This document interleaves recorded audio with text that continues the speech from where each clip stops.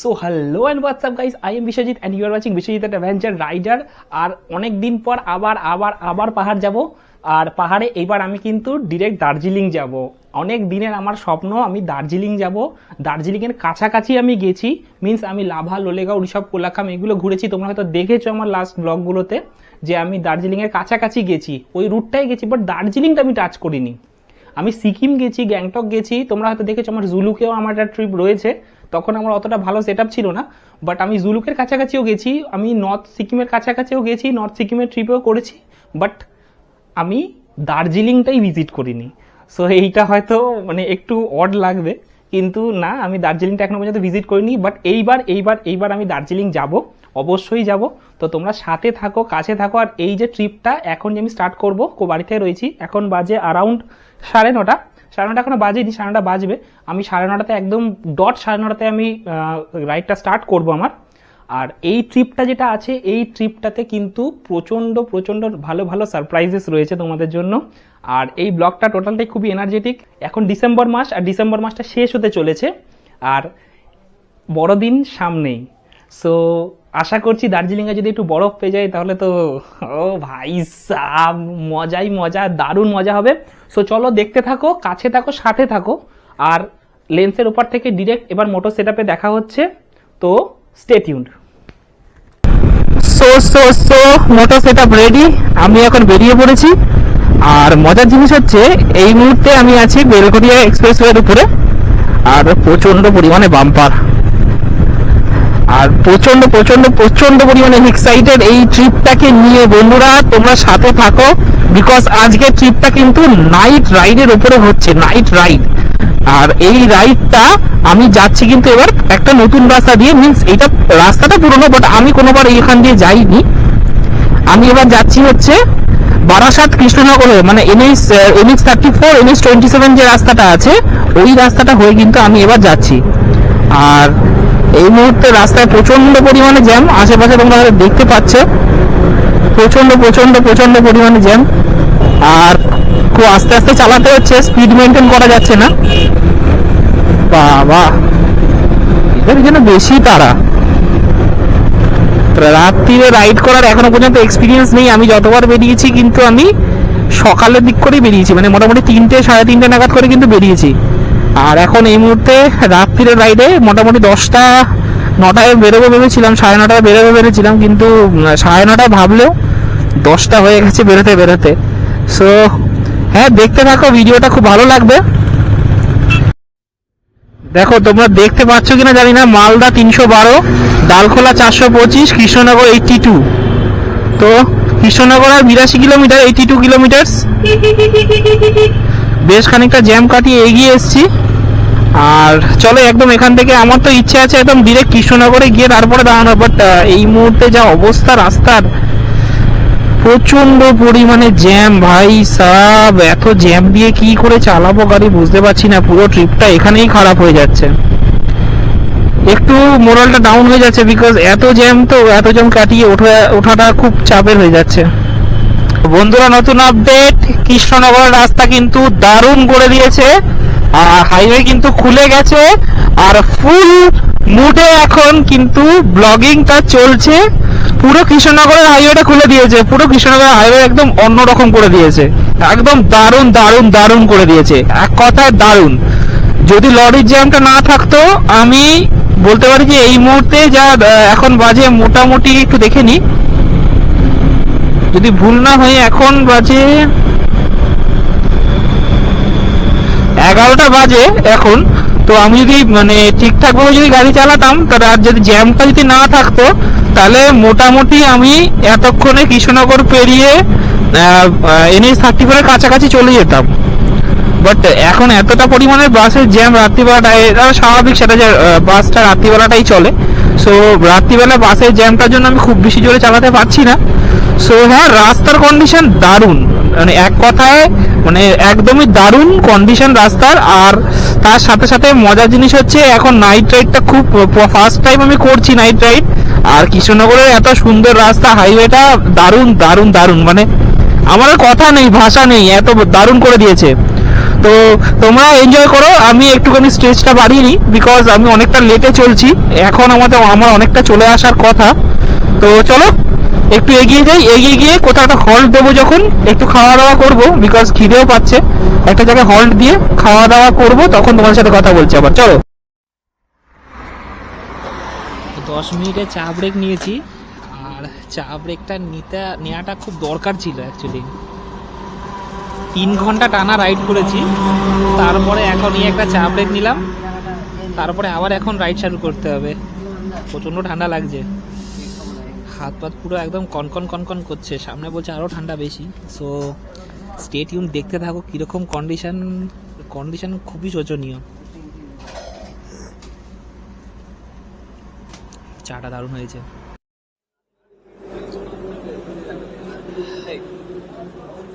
রাত্রির বাজে প্রায় 1টা, আর এখন দাঁড়িয়ে আছি বেথুয়া ডৌরির সামনে।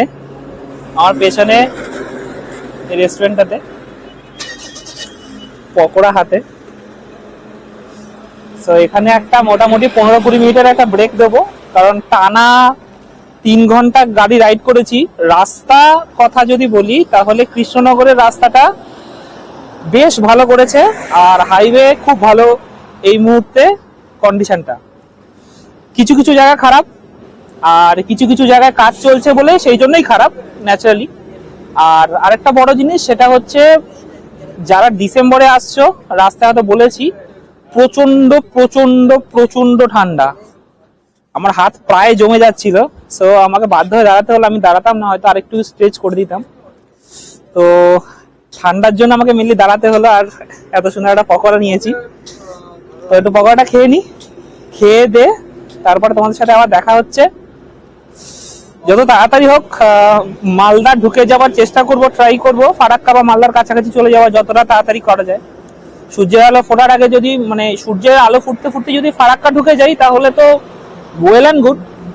যদি না পারি তাহলে একটু আস্তে আস্তে যাবো, কারণ এখন যা শুনলাম লোকাল থেকে যে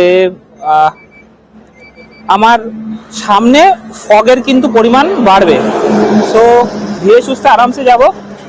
তো চলো আগে দেখা হচ্ছে। তো এই রেস্টুরেন্টটাতে ছিলাম, দারুণ একটা রেস্টুরেন্ট।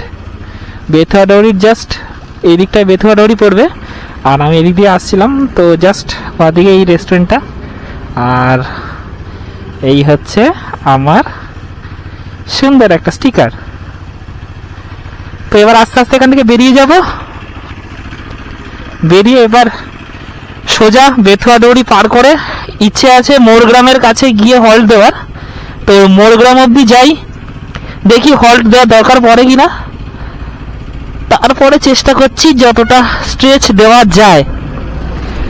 রাস্তা এখন অন্ধকার, এখন বাজে প্রায় 2টো। তো চলো আর বেশি দেরি না করে মোটর সেটআপে আবার দেখা করি। এই মুহূর্তে ক্রস করছি, এটা কোনটা, এটা হচ্ছে কি টোল, এটা হচ্ছে কৃষ্ণপুর টোল প্লাজা। ক্রস করলাম, রাস্তা পুরো ফাঁকা, রাত্রি 2টো বেজে গেছে। নাইট রাইডের এক্সাইটমেন্টটা এতই যে কখন হাত ফাত অবশ হয়ে গেছে বুঝতে পারিনি। তো একটু দাঁড়ালাম। এই হচ্ছে আমাদের বহরমপুর বাইপাস। দারুণ করেছে, দারুণ, এক কথায় দারুণ করেছে। এই বহরমপুর বাইপাসটা খুলে দেওয়ার পর থেকে বহরমপুর বাইপাসটা খুলে গেছে। আর যারা যারা জানতে চাইছিলে যে বহরমপুর খুলেছে কিনা, কি হ্যাঁ হ্যাঁ হ্যাঁ, বহরমপুর বাইপাস এখন খুলে গেছে। আমি বহরমপুর বাইপাসের উপর দিয়ে যাচ্ছি, আর অসাধারণ করেছে বহরমপুর বাইপাসটা। একদম ব্র্যান্ড নিউ একটা যদি কোনো বাইপাস হয় তো বহরমপুর বাইপাস হচ্ছে একদম ব্র্যান্ড নিউ। এর আগে সব থেকে ভালো আমি দেখেছিলাম ইসলামপুর বাইপাসটা।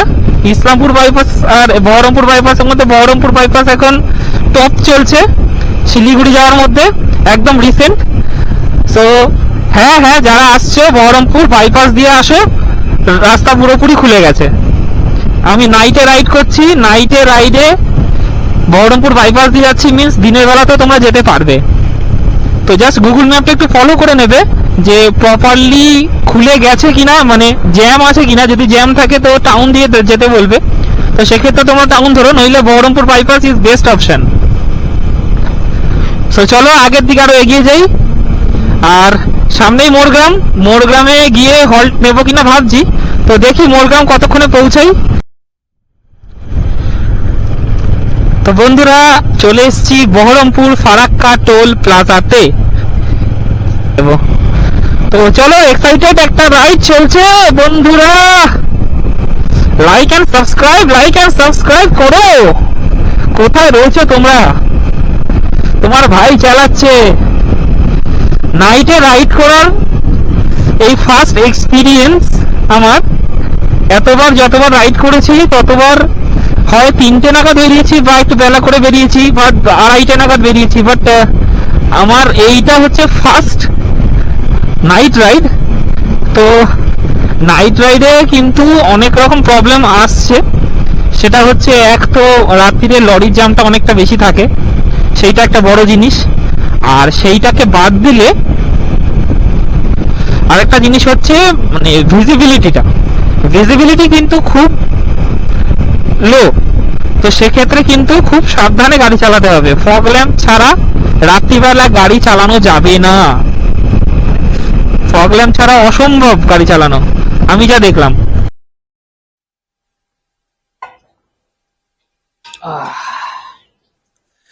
ঘড়িতে সময় হচ্ছে 5:30।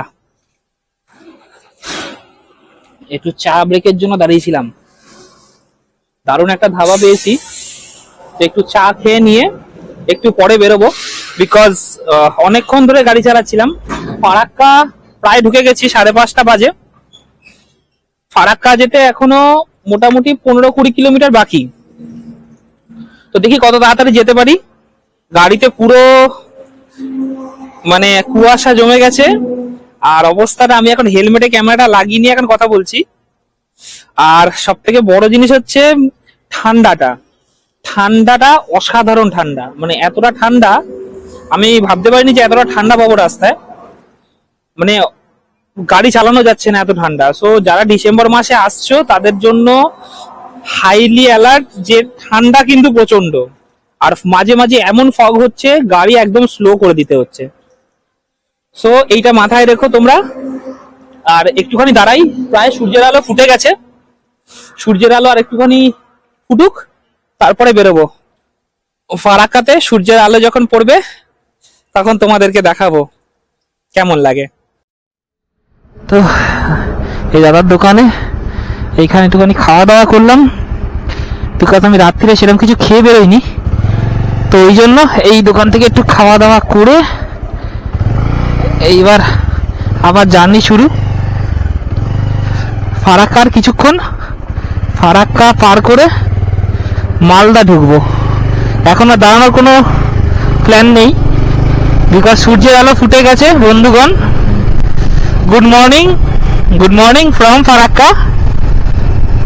সো সামনে আরো অনেক কিছু আছে, তো চলো ভালো করে আলোটা ফুটুক, ততক্ষণ ফারাক্কার কাছাকাছি যাই।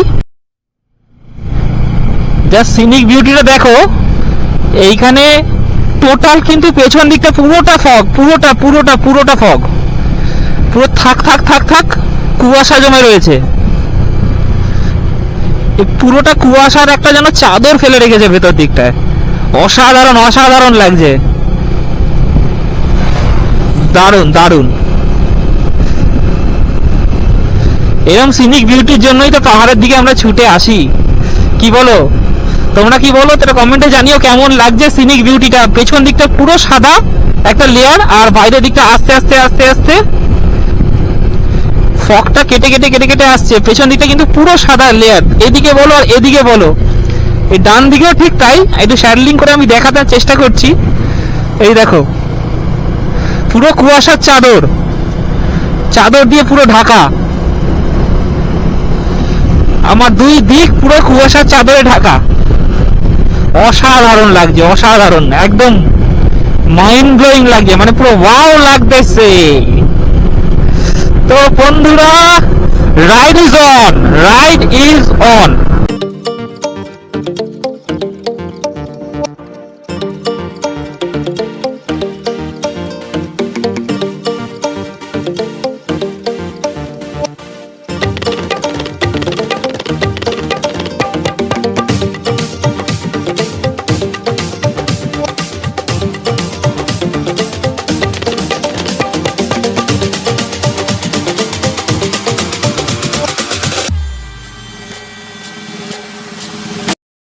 সো ফারাক্কা ব্যারেজে তোমাদের স্বাগত। আমার ডান দিকে দারুণ একটা সূর্য উঠেছে, আর আমার বাঁদিকে ফারাক্কা ব্যারেজ। একটু শ্যাল্ডিং করে দেখিয়ে দিই তোমাদের। অসাধারণ লাগছে, অসাধারণ লাগছে, অসাধারণ লাগছে, পুরো মায়াবী, পুরো মায়াবী। আমি আজ পর্যন্ত কখনো এইভাবে দেখিনি ফারাক্কাকে, এই প্রথম দেখছি ফারাক্কা এত সুন্দর। জাস্ট ওয়াও, জাস্ট ওয়াও, এক কথায় জাস্ট ওয়াও। ফারাক্কার কত অনেকগুলো গেট, কয়েকটা গেট আমি দেখলাম পড়ে গেছে। কেন পড়েছে জানি না, হয়তো জলটাকে ওখানে ওই জায়গাটায় ব্লক করে রাখবে, হয়তো তার জন্যই হতে পারে। বাট যেই কারণেই রাখুক, আমার তো সেটার জন্য লাভ নেই, ভালোর জন্যই রাখবে হয়তো। খুব একটা জ্যাম নেই, মোটামুটি কেটে কেটে বেরিয়ে যাওয়া যাচ্ছে। সেই উপর দিয়ে আর যাইনি, আমি নিচ দিয়েই গেছি। তো সূর্যটা অসাধারণ লাগছে, যাই বলো। কেমন লাগছে তোমরা একটু কমেন্টে জানিও যে কেমন লাগছে সূর্যটা। আর এখনো পর্যন্ত এনার্জির কোনো কমতি হয়নি, এনার্জি ফুল অন আছে। তো यात्रीगण कृपया ध्यान दे, ফারাক্কা রায়গঞ্জ টোল হচ্ছে এইটা, মানে টোটাল 4 নম্বর, 4খানা টোল এই মুহূর্তে পার করে এলাম। তো 4 নম্বর টোল হচ্ছে ফারাক্কা রায়গঞ্জ টোল। তো ফারাক্কা রায়গঞ্জ টোলটা দিয়ে দিই। আমি কি টোল দেবো? টোল তো আমি নিজেই। এইখানে সূর্যটা আরো দারুণ হয়ে গেছে, একটু বেগটা বেড়েছে সূর্যের, যেটা দেখে আমার খুব ভালো লেগেছে। বিকজ ঠান্ডার মধ্যে এতক্ষণ রাইড করেছি, এবার যদি একটু রিলিফ পাওয়া যায় আর কি।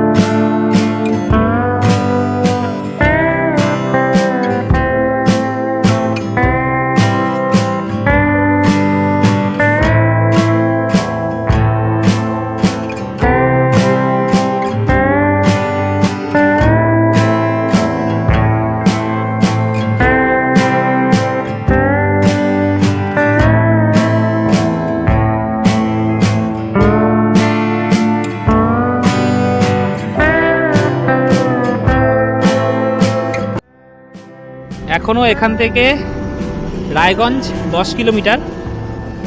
অনেকক্ষণ টানা চালানোর পরে একটু রেস্ট নেওয়ার জন্য দাঁড়িয়েছি। আমার পেছনে সুন্দর সুন্দর বেশ সিনিক ভিডিওটা তোমাদের দেখাই, একটু দেখো। আমার পেছনটা দেখছো?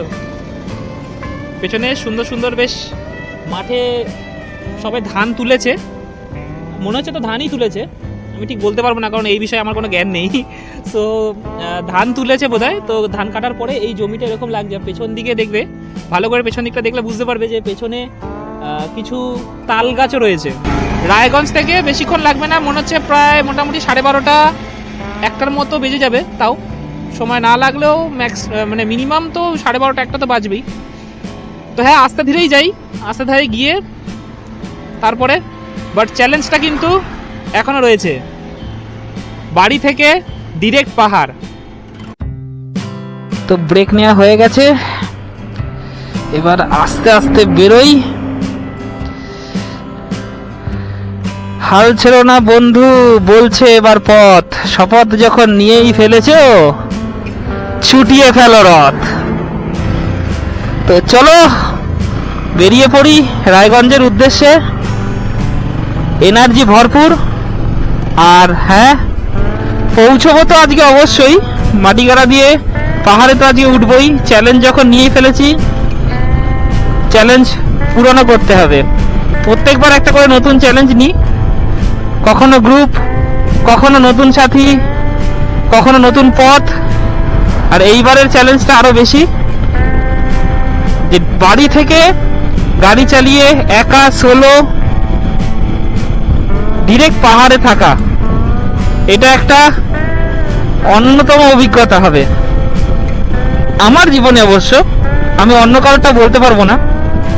আমার নিজস্ব অভিজ্ঞতার কথা বলতে যদি বলি, তো সেক্ষেত্রে এটা হবে সব থেকে বড় অভিজ্ঞতা। আর আমি এই মুহূর্তে একলাখি মসজিদের কাছেই আছি, একলাখি মসজিদ এরিয়াতেই রয়েছি।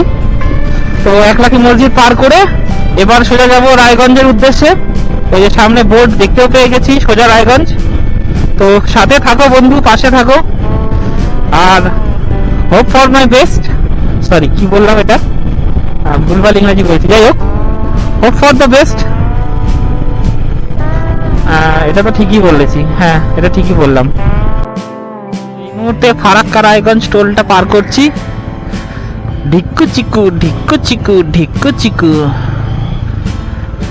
ঢেউ কুচকুচ খেলা হয়ে গেল। প্রত্যেকটা টুয়ের মাঝখানে 7খানা করে কেন যে বাম্পার দেয় আমি তো মানে আজ পর্যন্ত বুঝতে পারলাম না। ভাই 2টো কি 3টে দে, তার বেশি দেওয়ার কোনো মানে হয়? 2টো 3টেতেও যা হবে 7টাতেও তাই হবে।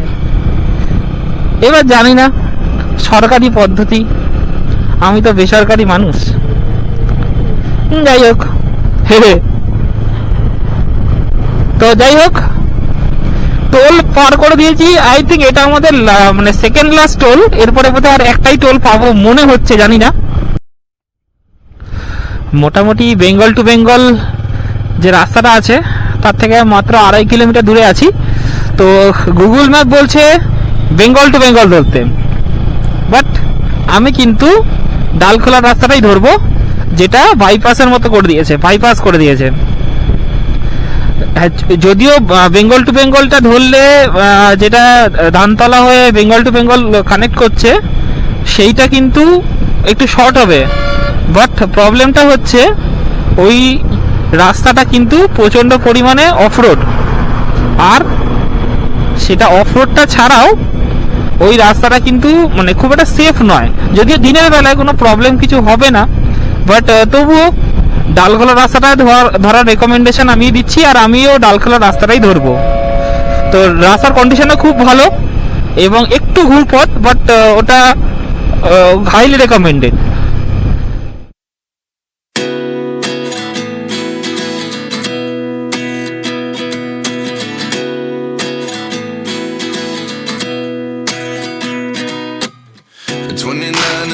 Myself wondering what did happen to the last 10. I ran away with my life, fast forward, never turn back again. It's kind of funny. রায়গঞ্জের ট্রেন সিগন্যালটা ভাগ্যিস খোলা রয়েছে, সেই জন্য জ্যামটা নেই। তো ট্রেন সিগন্যালটা খোলাই পেয়েছি, রাস্তা বেশ ফাঁকা, তাড়াতাড়ি করে বেরিয়ে যেতে পারবো। মনে হচ্ছে টাইমের মধ্যে ঢুকে যেতে পারবো, হোপসো। দেখা যাক, রেস্ট নিলে চলবে না বেশি, শ্যাডুলিং করে করে চালাতে হবে। তো ওইটাই একটা প্রবলেম, আর কিছু না।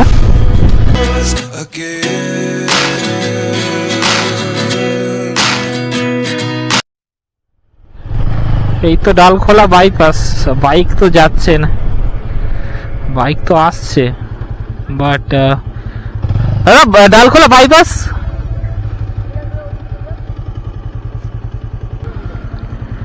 এটা যাওয়া যাবে না। ওকে, ওভারব্রিজটা বলছে তো বন্ধ। দারুণ করে দিয়েছে ডালখোলা বাইপাস, দারুণ দারুণ দারুণ করে দিয়েছে। তো এখন এর আপডেট হচ্ছে ডালখোলা বাইপাস যেটা আছে, ডালখোলা বাইপাস কিন্তু এখনো পর্যন্ত সেইভাবে স্টার্ট হয়নি। তো অনেকে হয়তো অনেক কিছু বলছে, বাট ডালখোলা বাইপাস কিন্তু এখনো পুরোপুরিভাবে স্টার্ট হয়নি। তো যদি স্টার্ট হয়ে যায় তো সেক্ষেত্রে তো অনেকটাই ঘুরপথটা ঠিকঠাক হয়ে যাবে। তো এই যে এই রাস্তাটা যেটা আমরা নিচ্ছি টাউনের ভেতর থেকে, এই টাউনের ভেতর থেকে আমাদের নিতে হবে না, আমরা ওই দিক দিয়ে পুরোটা বেরিয়ে যাব একদম স্ট্রেট বাইপাস হয়ে। তো কপাল খারাপ, এই মুহূর্তে উঠতে পারলাম না, জিজ্ঞাসা করেছিলাম। তো চলো, নেভার মাইন্ড, এখন রাস্তা ফাঁকাই আছে, এই রাস্তাটা দিয়ে চলে যাই। আর সামনে ইসলামপুর বাইপাসটা খুলে গেছে, আমি জানি, এর আগে আমি ইসলামপুর বাইপাস দিয়ে এসেছি।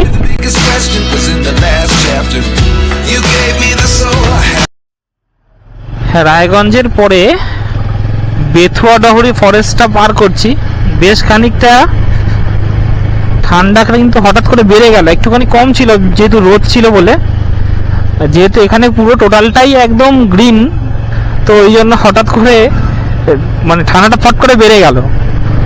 তো বেথুয়া ডহরি ফরেস্টে কোনোদিন যাইনি, মানে শুধু তো বলে যে পাখি আর হরিণ টরিণ ভালোই রয়েছে, তো যাওয়ার ইচ্ছে আছে একবার, যদি কখনো সময় পাই অবশ্যই বেথুয়া ডহরি ফরেস্ট একবার, অভয়ারণ্যটা একবার ভিজিট করব। আর তোমরা কারা কারা যেতে চাও একবার কমেন্ট বক্সে অবশ্যই জানিও। Today, without you, I never could have moved away. But now I see what you teach. মোটামুটি হালকা জ্যামের মধ্যেই রয়েছি রায়গঞ্জে। সিগন্যালটা পড়েছে, সিগন্যালটা খুলে গেলে বেরিয়ে যেতে পারবো। অ্যাকশন ক্যামেরার ব্যাটারিটা শেষ হয়ে যাচ্ছে, অ্যাকশন ক্যামেরার ব্যাটারিটাও চেঞ্জ করব। প্লাস শঙ্করদা ফোন করেছে, শঙ্করদার ফোনটাও তুলতে হবে।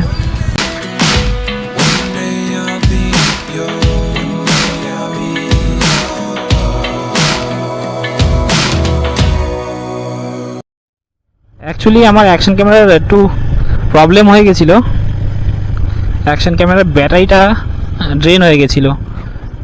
कोई बात नहीं, अरे बाबा रे, कोई बात नहीं, हमारे पास एक स्पेयर पीस है, डोंट टेक चाप। আর এইখানে এই মুহূর্তে আমরা এসে গেছি আমাদের আরেকটা টোল, যদিও বাইকের তো টোল লাগে না, সো আমিও দেবো না। এটা কি টোল, টোলের নামটা ভুলে গেছি আমি, টোল প্লাজার নামটা ভুলে গেছি। সো কেউ যদি জানতে চাও, কেউ যদি জানো তাহলে আমাকে অবশ্যই কমেন্ট করে জানিও এটা কোন টোল। তো এখন টুয়ার্স যাচ্ছি ইসলামপুরের দিকেই, আর আমার টোটাল আর জার্নি 3.5 ঘন্টা মতো বাকি আছে। তো দেখা যাক, এনার্জি তো ফুলফিলই আছে, আজকে মনে হচ্ছে ঢুকে যাব, আজকে পাহাড় যাবই যাবই যাবই, এই একটা এনার্জি নিয়ে আমি এই একটা চ্যালেঞ্জ নিয়েছি যে আজকে আমি বাড়ি থেকে ডিরেক্ট পাহাড় যাব, নাইট রাইড করে, এক্সস্টেড বাট এনার্জেটিক।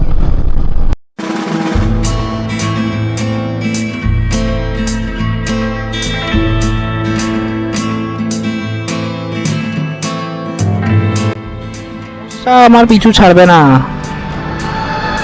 যখনই একটা করে ট্রিপে বেরোই একটা না একটা সমস্যা হবেই। এখন আবার ভালভে জল ঢুকে গেছিল, তাকে এখন ঠিক করালাম। আমি আরও 1 ঘন্টা লেট হয়ে গেলাম, জানি না কখন ঢুকবো, ঢুকতে পারবো কি না আদৌ, দেখা যাক, হোপ ফর দ্য বেস্ট। এখন বাজে মোটামুটি 12:15, আর আমি এখন কিষানগঞ্জে ব্রিজে রয়েছি, আর জানি না, বুঝতে পারছি না কি হবে, যে আজকে যেতে পারবো কি পাহাড়ে ডিরেক্ট। তোমরা কি বলো? পাহাড়ে আমার যাওয়ার ইচ্ছে খুবই, কিন্তু মানে শরীর যদি ছাড় না দেয়, কারণ এখনই প্রায় 12:15, মানে 12টাই ধরো, 12টায় আমি ইসলামপুর, 12:15 ইসলামপুর যদি হই, আমার যেতে যেতে 1:30 বাজবে। তো তারপরে আর শরীর পারমিট করবে কিনা সেটাও একটা বড় ব্যাপার। তো চলো দেখি কতদূর টানা যায়। এখন তো একদম নন স্টপই আমি চালাচ্ছি, যতটা একসাথে একেবারে টানা যাবে ততক্ষণ টানবো, তারপর একটু ব্রেক দেবো।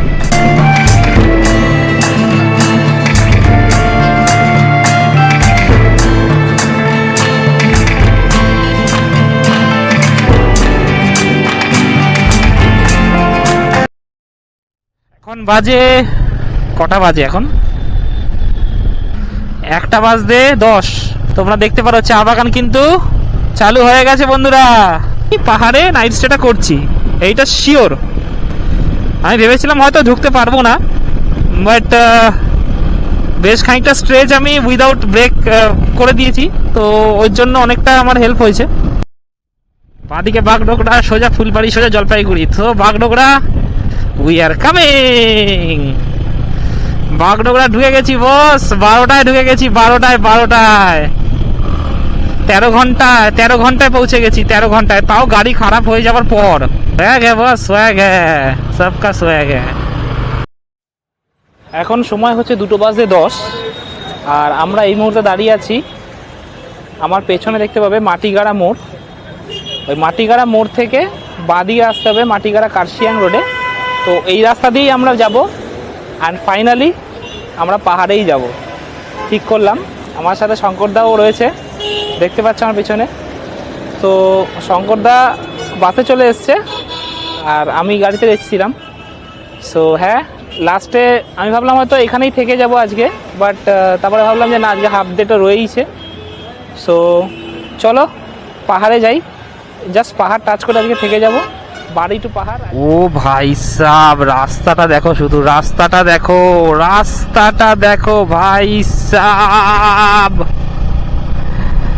অ্যাট লাস্ট নাইট রাইড করে পাহাড়ে থাকবো। বহুদিনের আমার ইচ্ছে ছিল এটা, যে আমি নাইট রাইড করে ডিরেক্ট পাহাড়ে থাকবো। So right now it's success. পাহাড়ে কিন্তু আমরা এই মুহূর্তে উঠছি। তো দেখা যাক, সামান্যই উঠবো, বেশি উঠবো না, মোটামুটি উঠবো। বিকজ কালকের দিনটাও আমাদের অনেক কিছু দেখার আছে, কালকের দিনটা দেখার আছে, দেখানোর আছে অনেক কিছু। সো এইগুলো একটু দেখবো, দেখে তারপরে ডিসাইড করব যে আমরা কত দূর উঠবো কি না উঠবো। সো ফার্স্ট পাহাড় আমরা দেখে নিয়েছি। So enjoy people. তো বন্ধুগণ, যেরকম আমি বলেছিলাম যে পাহাড়ে আজকে নাইটটা আমি স্টে করব। সো আমি কিন্তু আমার চ্যালেঞ্জ পুরো করছি, আমি কিন্তু আজকে পাহাড়ে নাইট স্টে করছি। So very excited. আর কি বলবো, মানে মন থেকে ইচ্ছে ছিল যে আমি নাইটে রাইড করে ওই দিনটা ডিরেক্ট পাহাড়ে থাকবো, আর সেটাই করতে পারছি, সেটার জন্য খুবই আনন্দিত, ভালো লাগছে বেশ। আর যদিও এটা রেকমেন্ডেড নয় যে নাইটে রাইড করাটা, একটু রিস্কি, কারণ আমি যে রাস্তাটা দিয়ে এসেছি আজকে সেটা বারাসাত কৃষ্ণনগর যে রুটটা রয়েছে, NH12, NH34, NH27 হয়ে। তো এই যে রুটটা, এই রুটটা কিন্তু বেশ খানিকটা বিপজ্জনক, কারণ কিছু কিছু জায়গায় কিন্তু বেশ ভালো অফরোড আছে।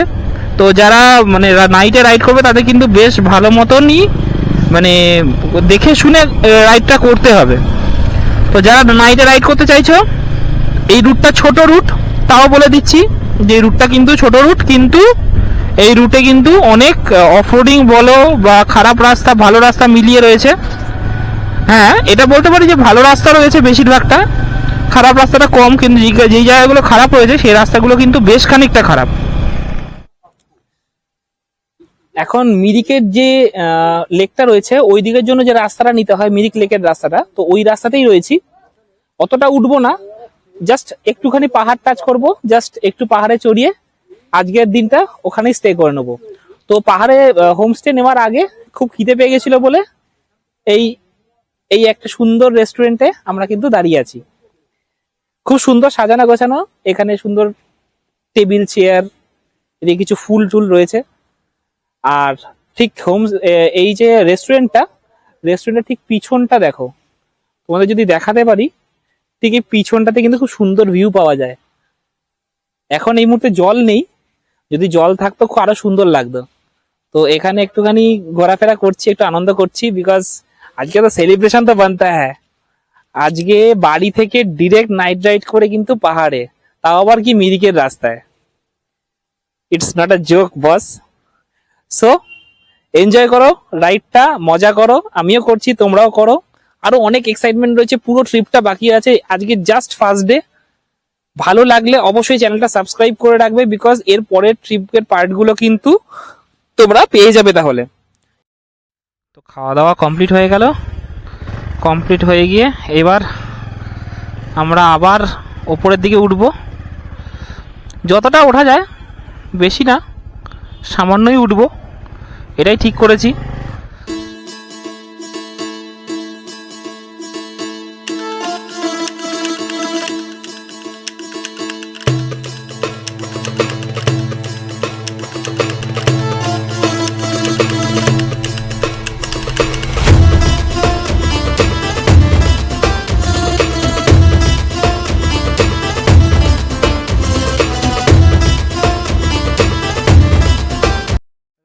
একটা সুন্দর মন্দির দেখতে পেলাম, আর বাবার মন্দিরের সামনে কিন্তু ভিউটা বাবা অসাধারণ। ও মাই গড, বাবার এই মন্দিরের সামনে ভিউটা কিন্তু বাবা অসাধারণ রেখেছে, বাবা টু গুড। আর বাবার মন্দিরের সামনে সুন্দর বসার জায়গা, এদিকে এদিকে চারিদিকে বসার জায়গা রয়েছে, সুন্দর ভিউ রয়েছে, অসাধারণ দারুণ রয়েছে। তো চলো এখান থেকে এবার একটুখানি হোমস্টের দিকে যাই। এখানে কিছু হোমস্টে পেয়েছি নিচের দিকে, তবুও একটু ওপর দিকটা একটু দেখতে চাইছিলাম। তো ওপরে কিছুটা দেখে তারপর নিচের হোমস্টেগুলো আমরা চেক করে নেব।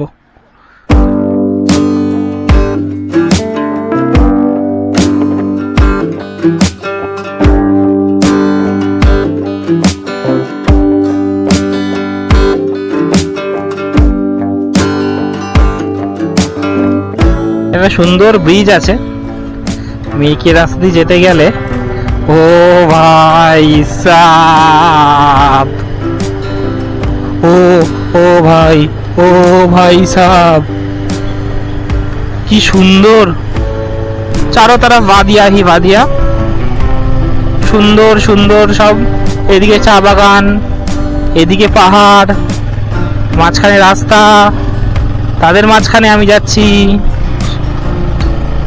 মানে অসম একটা ব্যাপার, মানে একদম অসম ব্যাপার লাগতেছে।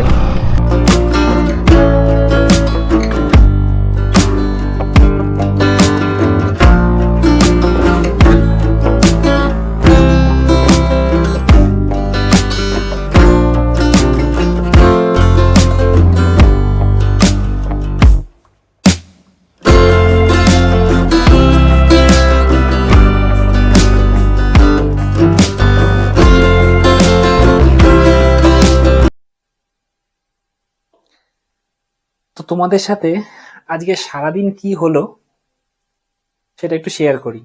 এখন হঠাৎ একটা রুমের ভিতরে দাঁড়িয়ে কেন কথা বলছি ভাবছো? তার কারণটা হচ্ছে, আমি শিলিগুড়িতে মানে মাটিগাড়াতে ইন করি দুপুর 1:30-2 নাগাদ। আর তারপর থেকে আমরা ঠিক করি যে আমরা পাহাড়ে থাকবো। তো সেই ভেবে আমরা পাহাড়ে উঠি। তো পাহাড়ে একটু ওপরের দিকে আসার পরে মানে আসার ফলে মিরিকের দিকটায় আমরা থাকার প্ল্যানটা করি। তো ঠিক আছে, তো সেই প্ল্যান মোতাবেক আমরা এগোই। বাট হোমস্টে নেয়া নিয়ে হয় সমস্যা। সমস্যাটা কি? সমস্যাটা হলো, এখানে একমাত্র আপনারা যদি আসেন মিরিক লেকের কাছে ছাড়া কিন্তু হোমস্টে খুব একটা পাবেন না। আর যেগুলো পাবেন সেগুলোর কস্ট কিন্তু অনেক বেশি, পার হেড 2500-3000 এরকম ওরা রেট চাইছে। সো এখানে আপনাদের একটু বলে রাখি, যদি আপনারা মনে হয় যে মিরিক দেখতে আসবেন বাট মাঝখানে কোথাও থাকবেন, তো ট্রাই করুন একেবারে মিরিক চলে আসতে। আর মিরিকে এসে আপনি অনেক হোটেল পেয়ে যাবেন। 800-1000 টাকা থেকে স্টার্টিং করে আপনি আপ টু 2000-3000-4000 টাকা অবধি আপনি রুম পেয়ে যাবেন। এইবার আমি যে রুমটায় আছি এটা হচ্ছে সুগার পাইন ইন। দেখতেই পাচ্ছেন মোটামুটি জাস্ট একটা অ্যাভারেজ রুম। আমি একটু ভালো করে দেখিয়ে দিই। এটা একটা অ্যাভারেজ রুম, লাইট, বিছানা, লাগেজ তো পুরো ছড়ানো, সব কথা বসে রয়েছে।